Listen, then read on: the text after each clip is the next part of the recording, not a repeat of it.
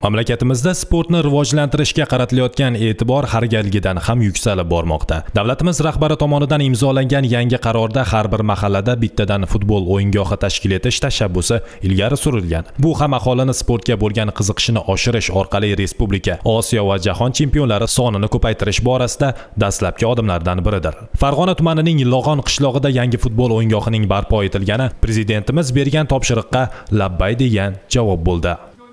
Muhtaram prezidentimiz har bir qishloqda, har bir mahallada yoshlarga stadion qurilishi bo'lishligini o'zi asosiy vazifa qilib berdi. Tadbirkorlarga ham, rahbarlarga ham. Shunga asosan mana biz o'zimizdan chiqqan tadbirkorimiz turgan joyimiz ham bu stadionni chiroyli qilib mana jihozlab berdi. Yoshlarga mana o'ynayapti.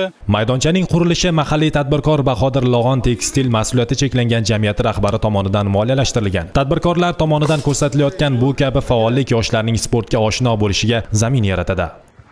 Mana o'yingohimiz qurib bitildi. Butun bolajonlarimiz mana quvonchli kunda maza qilib mana o'yingohda o'ynashyapti. Onajonlarimiz ham juda ham xursand. Chunki endi doim pokiza bo'lib uylariga borishadi. Maydon ochilishida ishtirok etgan nuroniylar mazkur o'yingoh mustaqilligimizning 34 yillik bayramiga munosib sovg'a bo'lganini qayd etdilar. O'yingoh ishga tushishi bilanoq mahalla yoshlari unda birinchilardan bo'lib to'p surishga ulgurdilar. Lo'g'onlik aholining endi o'z futbol maydonlari bor. Endilikda chekka hududdan sport, futbol yulduzlari chiqsa ajab emas.